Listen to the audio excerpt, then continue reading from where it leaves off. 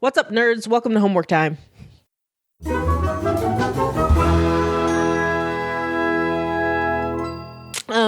Welcome to another homework time. As you saw in the last episode, which I'm not sure if we're gonna put this like the following week again, or if we're just gonna like put it like the next day. So I don't know. We'll figure it out. This is either yesterday's episode or last Sunday's episode.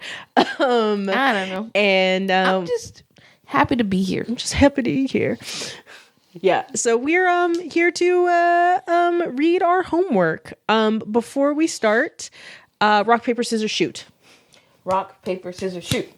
Rock, paper, scissors, shoot.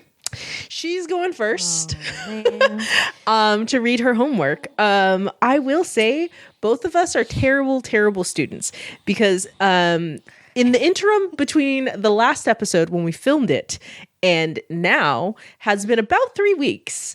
And we both started writing our stuff yesterday, sometime in the afternoon. So this is absolutely last minute homework assignment. Oh, the grades that we shall get. It's pretty bad. Yeah, I couldn't even do mine in the afternoon. I had to wait till nighttime. Yeah, you had an outline at least, you said, right? Like you had an outline that you had worked out. In here. In here. Yeah. I'm glad I started working in the afternoon because there was something I needed to like get down, and I just outlined something very specific, and then I didn't really start writing until 9 p.m. Yep. It was awful. Yep. And it is currently 9 a.m. So it's been like 12 hours. Yeah, so this is fresh. It's honestly like reading it for the first time. This is fresh for all of us, guys. Oh, gosh. Well, here we are on a very short homework episode. Let's get it. Okay. So this is from the viewpoint of Jeremiah. Right. I still love that name. You're welcome. Did you come up with it? I did, yes. Oh, I don't remember that. It was in my things. It was like, don't ask Jeremiah. And you said, I'm going to name my character Jeremiah. I don't remember that. Boo. Did you leave it in the episode? Yes. Oh, I guess there's evidence for it, so I remember now. Okay. I grumbled as my parents left me and headed for the garage. I was not happy with their explanation. There were often strange people in our house. Never anyone dangerous. They were usually just sad. Sad, quiet, lost people came to my parents, and Mom and Dad helped them find where they were supposed to go next. I used to think it was their job, but they told me something different now that I was getting ready for our Bring Your Parents to School Day. They told me that helping lost people is not what they did for work. Instead, they both did boring things while I was at school. Mom worked with a lot of math, and Dad did something at a desk. Neither of those jobs made for good presentations, but they told me that's what I had to tell the class. This is stupid, I thought as I used the brown marker to draw a desk and my dad. Helping lost people is much better than counting things. That's facts. I sat at my study table and heaved another sigh. I looked around the empty room for something else to do. But Mom had put all the toys in my room so that the living room could be my focus space. I don't want to draw boring jobs, but I had to finish my picture before Dad would turn my study table back into my Lego table. I used a lighter brown for Mom, and I put some numbers around her head. I looked up from the study table when I heard some noises from the front door opening and closing. I looked back down when I heard my aunt's loud, hurried voice. I couldn't hear the words, but it didn't matter. This was normal. Auntie Ray was always loud and in a hurry. My mom said that her sister was always in a tizzy. I knew exactly what would happen next. She would come around the corner, holding her phone up to her ear, talking fast and complaining about something. She would mess up my hair before opening the fridge and then say that she was too anxious to eat. And then she would eat one of my applesauce packets anyway. I wasn't allowed to tell her not to do that. I got in trouble the last time I said, if you're not hungry, go eat your own food. I got ready to not be rude and added longer lines to my dad's legs. He was really tall. I jumped as I heard a short scream from my aunt, followed by a loud thud. I scrambled up and out of my seat as a man with wild hair and a bloody face came around the corner. I screamed. He started coming towards me, holding up his hands and shaking them. They were covered in blood too. I screamed my aunt's name, but she didn't answer. I didn't take my eyes away from his face, even as tears began to fall. "What did you do?" I yelled. He moved his lips, but no sound came out. "What did you do? Who are you?" His lips kept moving, mouth opening wider. He was screaming back at me, furious, but no sound came out. I felt my back bump into the wall. I screamed help. I screamed for my dad, and then for my mom. He was closer now, and I could see a gash in the man's head. I didn't want to die like Auntie Ray. He finally reached me. He was still screaming. I didn't know if he was making any noise now because my screams were so loud. I felt his hands reach around my middle and my feet start to leave the ground. I kicked and I tried to hit him, but I wasn't strong enough. He pulled me closer to his face, mouth still moving, and I saw the inside of his head. And then everything went black. So I'm trying to decide if I want to jump right into mine or not, because like some of the things you're doing is like, yes, without knowing it, like you've like fit into some of the stuff that I wrote. Jump right in. Yeah. Okay. And we'll talk about it. Okay. Real quick before I hop right in, mistake. You're going to hear me say the precepts over and over again. In the story, there are 7 precepts and there are 7 perceptions. I'm actually going to be talking about the 7 perceptions and not the precepts, but I'm going to say precepts over and over because that was a decision I made after I looked up the word precepts and I was like, oh, that's not how you perceive. There's a word for that. Enjoy. Excellent homework. I do want to talk about it later. In a moment. Well, more than a moment because I wrote so freaking much. Pop quiz time, Fallon shouted as she shoved open the study room door. She locked eyes with the startled young man sat at the table with books and notebooks spread open. Fallon swept into the room with a laugh, letting her satchel drop absentmindedly on the corner of the table before scuttling over to the spot opposite where Brick sat and snapping closed all of the books in front of him. Hey, Trista, stop. Nope, this is a closed book test, she said, pulling the notes away from him as well. I have them in an order. Wah, she mocked, disregarding his whining. Stop it, he shouted, lunging over the table to smack at her hands and rescue his notes for himself. Fallon fought back a smile even as she smacked back at him. It had taken ages to get this boy out of his shell enough to say more than 1 or 2 words in a row. At first, she had tried a gentle approach because he had seemed like a skittish animal, a soaked kitten masquerading as a leopard. But treating him with kid gloves got her absolutely nowhere. It wasn't until one day, when the planets just seemed to align, she had been in a particularly bad mood that day and snapped at him, and he had actually had the nerve to snark back. It was like a fire sparked from that, and within minutes they were basically screaming insults at each other and had to be sent to separate corners of the room like children. After that, they had slipped into an antagonistic sibling dynamic that suited them perfectly. And as the youngest of 4, she knew just how to ride the line between confidant and sworn enemy. She stopped fighting him for the papers, letting him snatch them back and tidy them as he saw fit. Pop quiz kid, Fallon. Like pop kisses.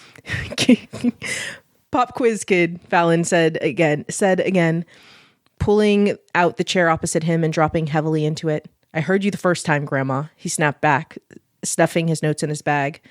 She smiled widely at the unaffectionate nickname because she knew it bothered him when she was unbothered. Gosh, the failing of being an only child is that they had not developed the thick skin that came through the fire of growing up with siblings. Fallon was determined to fix this weakness in Brick. Once all of his belongings were put away, he leaned back in his own chair with a huff. Ready? She asked. He nodded at her and she nodded in return before beginning. What are the 7 precepts? Are you asking me to list them or explain the principle? He snarked at her like the smartass he thinks he is. Well, since you're so eager, give me both. He rolled his eyes, but did not hesitate as he answered. The 7 precepts... The 7 precepts are the principles that defined and detailed the way in which collectors are able to interact with beings classified as non-living while doing the work. Oh my God. Can you not sound like a textbook when you talk? She groaned. He flipped her off as he continued. The precepts are vibration, sound, touch. List them with their definitions, please. He flipped her off again with both fingers this time, keeping them up as he continued to answer. Vibrational, being able to sense or feel when spirits are near, often represented by hairs rising on the skin or shivers down the spine. Fallon resisted the urge to roll her eyes again. His answers were still too textbook, but she didn't interrupt him because she was aware he was doing it because it annoyed her. Sound, he continued, the ability to hear the speech of the dead. Touch, the ability to physically interact with the dead as though they still have corporeal form.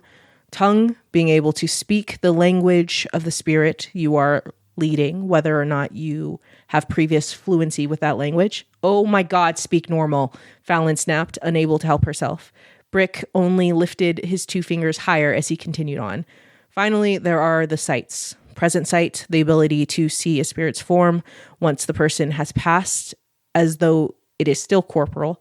Golden sight, the ability to see death's mark upon a person before death separates from body from spirit.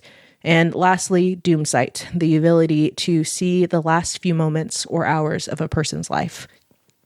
Fallon gave him a sarcastic, slow clap, but the smile on her face was genuine. Good job, small fry. You've earned a snack. She tossed herself to the side, almost falling out of her chair to reach the bag she had dropped before.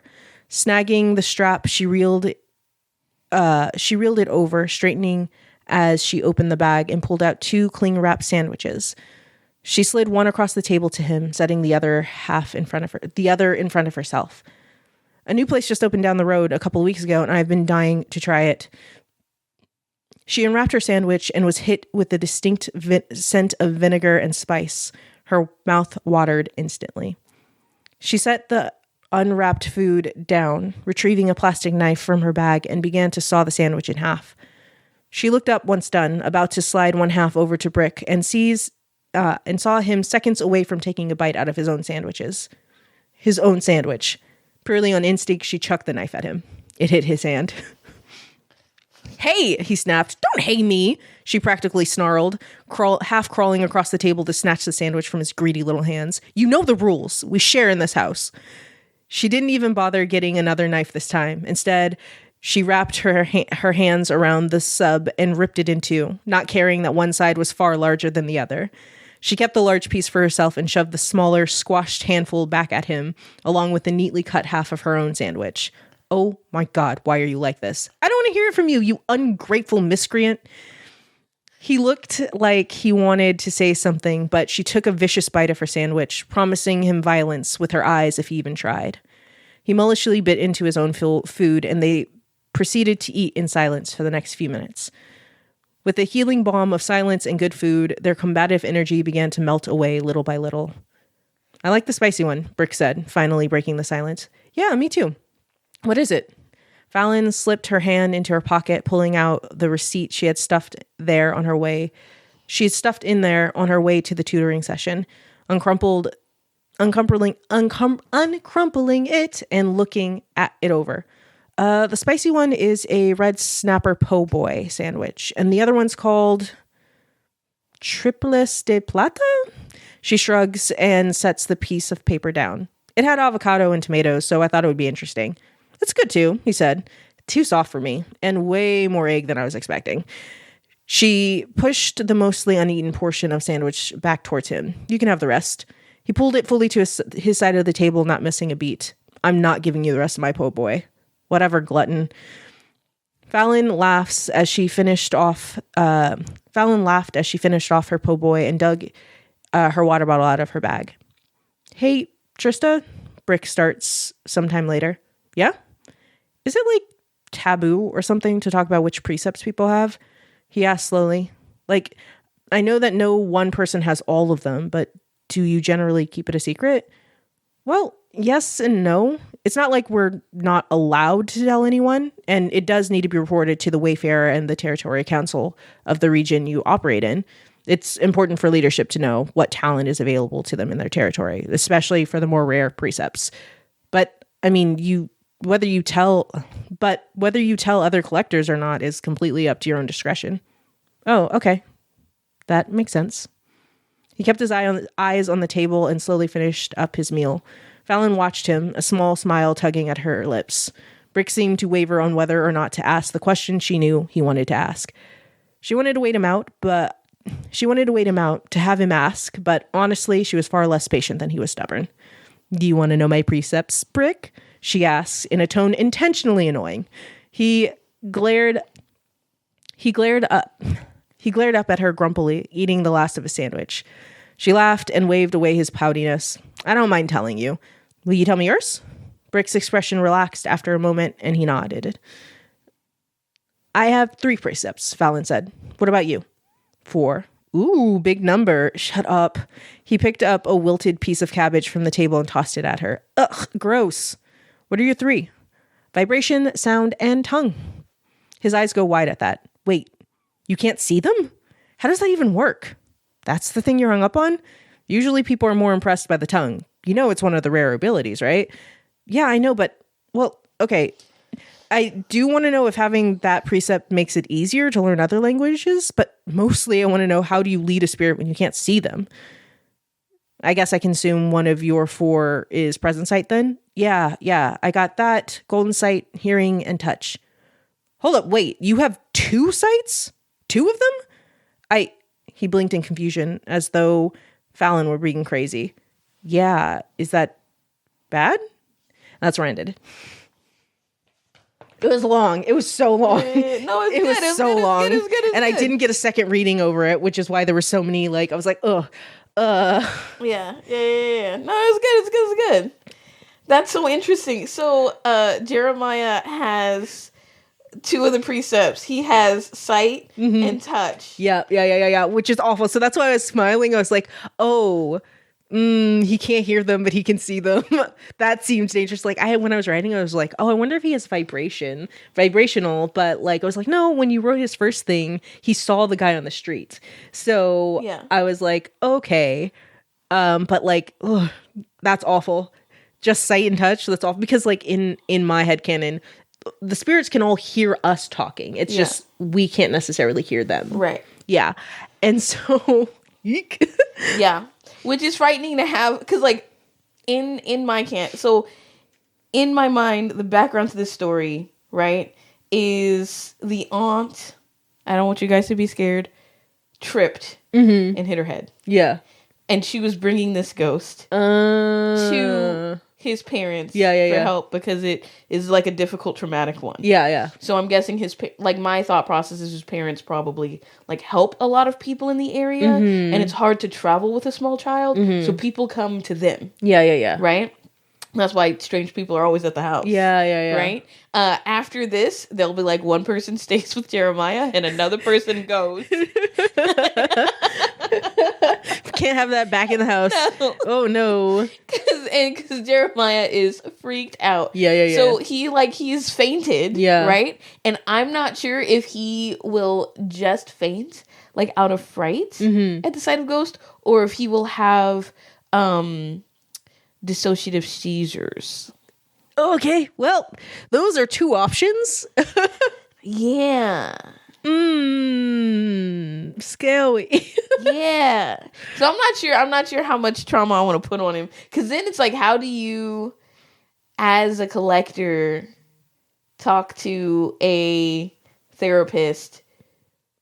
There definitely have to be therapist specific. Yes. Yeah. Because if there's not a collector therapist, you're gaslighting him into saying it wasn't real. Yeah. Right? Yeah. And that's not okay. Yeah. I'm sure there are collectors who their day job is therapy. Yeah. Yeah, there's gotta be. Absolutely. So I haven't figured out what the response to that would be. But I liked it. So in my story, I was this kind of talks about how collectors, or how this family of collectors has chosen to talk about it with their children. Yeah.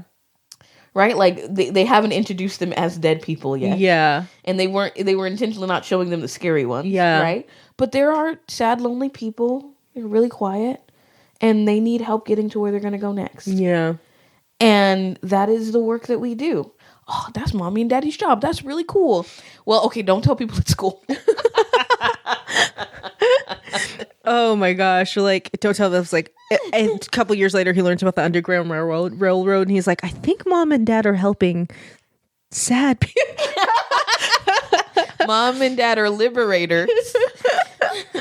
I do like how the information of yours. Yeah. That was an accident. That was all. We didn't talk about it at all. We didn't read them. Yeah. That's why I was like, oh my gosh. I'm so like, I wanted to hop into mine because I was like, I had all of them The listed out. explanation, Yeah. yeah. Because I was like, I want to just like, when I was doing it, because I couldn't figure out what to do. And I had 10 hours. And I was like, okay, let's just take the information I already have in the collectors as a whole, and let's actually name those things and what they look like. Yeah. And I was like, okay, I've got to think of 7 things because that was the number I said. Could I change the number because it's my stuff? Yes. But I said 7. So I had to come up with 7. Yeah. And yeah, I think it turned out really well. I have questions. I think I want. This is homework time. There's no questions after homework. So the 3 sites were Present Sight, Golden Sight, and Doom Sight. Doom Sight is basically you see the future coming. No. No. Mm-mm. What? So Doomsight is a connect, like when you are leading a spirit, when you've like taken their fare and you like have the connection with them. You probably could. There's probably some workaround to see. Where if you, I don't know exactly, I haven't thought of like if there's a ritual to, or if it's just like, oh, we're looking deeply into your eyes, but you're able to see the last few like moments, hours, or maybe a full day, depending on your power level and exactly what happened of that spirit's life. Okay. And the people who have that typically go into either like law enforcement or like become lawyers or something like that to help that like yes, if they're for the more brutal ones, because some of it is like you died in your sleep, you know. And yeah, and that is like the sites are like more rare. The two of the sites are more rare. Present Sight Is being able to see see them. them, You have present sight, yeah. Or not you, but Jeremiah. Golden Sight is seeing the mark of death. That's the future telling. More or less. It doesn't tell you how someone's going to die, but like when you read or listen That's when to... Rick saw the stuff on her skin. Yes, before, like weeks before she died, he could see it was coming. Like it was like the lines that are on the spirit that like drip from their eyes started to appear in his vision on her skin. Like they started to like come forward before her death. So it was like a light marking that slowly got darker and darker and darker until she was dead. Okay. See, that wasn't hard to answer. Like it's just a couple of little questions. With vibrations. Yeah. How, I'm guessing the strength or sensitivity depends on the person's power level, right? Is it easy to tell the difference between a chill in the air and when there's a ghost nearby? You would have to ask somebody with vibrational sense, but yeah. Okay. Okay.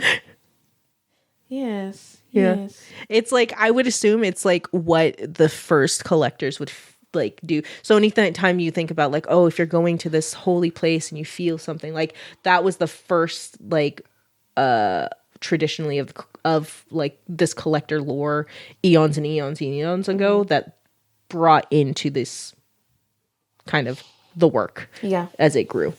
Okay. But not everybody has it, which is like Right. awful when you're just like, where you can just be like, I'm cooking in my house, do, do, do, do, do, do, and turn around and there's a ghost. Whereas you could be, I'm cooking. Something is here now. Something is here now. But you may not be able to see it. You can possibly hear it. Yeah. I think going without the sight one is the most horrifying. Yeah. Fallon's got it. He's like, I'm sorry, what? What do you mean? You just hear them? Yeah. And you can speak to them. Yeah. Which is really handy. Like, Yeah. if you had... Because, like, Brick can listen to them. And he can speak to And them. he can speak to them. Yeah. But he doesn't have the different languages. Yes, yeah. So like tongue is specifically, it's like being able to speak in tongues. So like if they speak to you in a language you don't speak, you're able to communicate with them. You're able to like, I can understand that and I can like go back to them. Was there but it another one doesn't just for speaking? no. Okay. Because all spirits can hear you speak. They're like, No, but- the problem is not on their end. Yeah. Is there another one for hearing, but only in your language? No. Well, Because Yes, yes, hear here. the other languages. yes, yeah. Okay. He can hear the other language. Wait, there's not one for just simply hearing, is there? My brain. No, yeah. Yeah. No, hearing is like you can hear them. Whatever language they're speaking, you can hear them. It doesn't necessarily mean you understand them. Okay. So Yeah. there's hearing and tongue. Yes. And tongue is like specifically to spirits. You're not going to be able to be like, well, I can't speak Cantonese, but if the spirit speaks it, I can't. But you can't turn around and be like, I speak Cantonese. Like, no, you got to learn that. Yeah. So Brick's question: does it make it easier to learn? Yeah, that's what he asked. No. What's the answer to that? Oh, she didn't answer it. I know. I'm asking you to answer it. Her answer, and I was like, You know what I'm asking you. and I was like, I'm not going to keep going. It was really difficult because I was like, am I going to follow this train or am I going to get to like his stuff? I was like, I'm writing too much. It was so long. It was so much writing.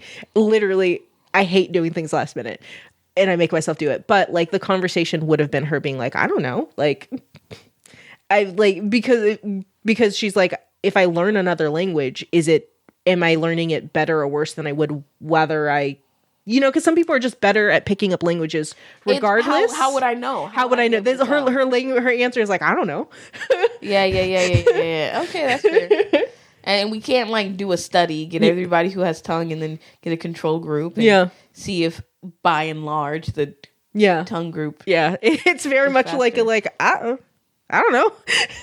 And she doesn't care. Also in this, Brick is 16 and Brick/Remy. So that was another thing. I was like, I hope it's clear, like because they're doing the work together, they refer to each other by their work names. Right. So she only knows him as Brick. And he only knows her as Trista. Yeah. But like when I'm talking about her, like Fallon does this because she is Fallon. Yeah. So Brick is 16 at this point because in the original thing he was 15, but it's been 9 months, so it's like his birthday possibly passed. So he's 16 now, and Trista, I think I have her at 18, but I'm thinking about maybe doing 19. Yeah. Okay. Rude older sister. A bully. A bully. Take most of your sandwich. He at this point, so this is one of those things like in the character thing that we wrote when it's like, what do they think about food? And it's like, oh, they don't eat a lot, but they love to try new things, so they make other people come so they can try things together. Oh, yeah, and he was about to just eat the sandwich. Yeah. We share in this. I bought this food. That's true. And I don't know if I'm gonna like it or not, but you don't get to just eat it. Yeah. He knew better. He knew what he was doing. He deserved that knife being thrown at him.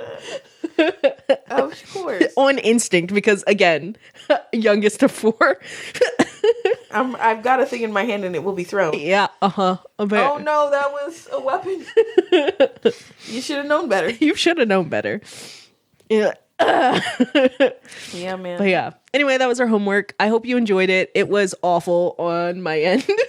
I think it came out with a good result. Oh, I'm glad you thought so. I'm so tired. I have an energy drink in my fridge that I meant to drink before this because I spent so much time trying to write this. I like any amount of new information or deepening information that I get. What did you think of was it scary? No. I knew it. Did you want it to be scary? Yeah. It was so scary. So, like, in my mind, I'm like, oh, he's really afraid. He is really afraid. We didn't spend a lot of time on his afraid, though. We spent a lot of time on his hilarious rudeness. It's something that runs in the family. If you're not hungry, eat your own food. I was like, if you're not, I mean, fair. And being like, Dad has long legs, so longer sticks. And being like, ugh, numbers.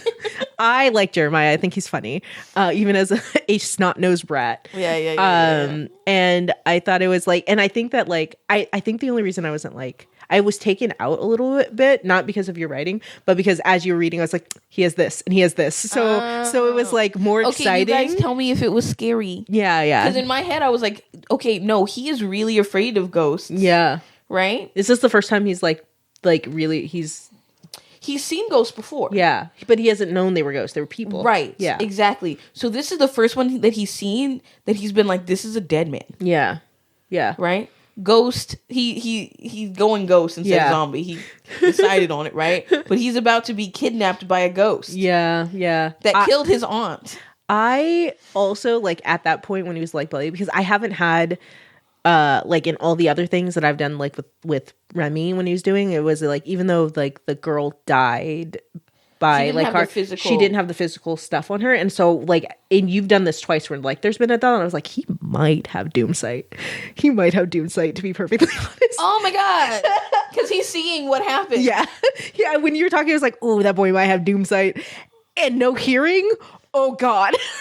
Yeah, man. Oh, no. poor Jeremiah. No wonder they were like, keep this kid in the dark. Yeah. Do whatever you can to like shelter So this baby. he had seen lots of sad people Mm-hmm. walking through, but I think those were probably more peaceful Yeah. or less grotesque deaths. Yeah, he probably has like present sight and doom sight, which sucks to suck for the non-initiative. Yeah, it's like, And wow. touch. Dang. Yeah.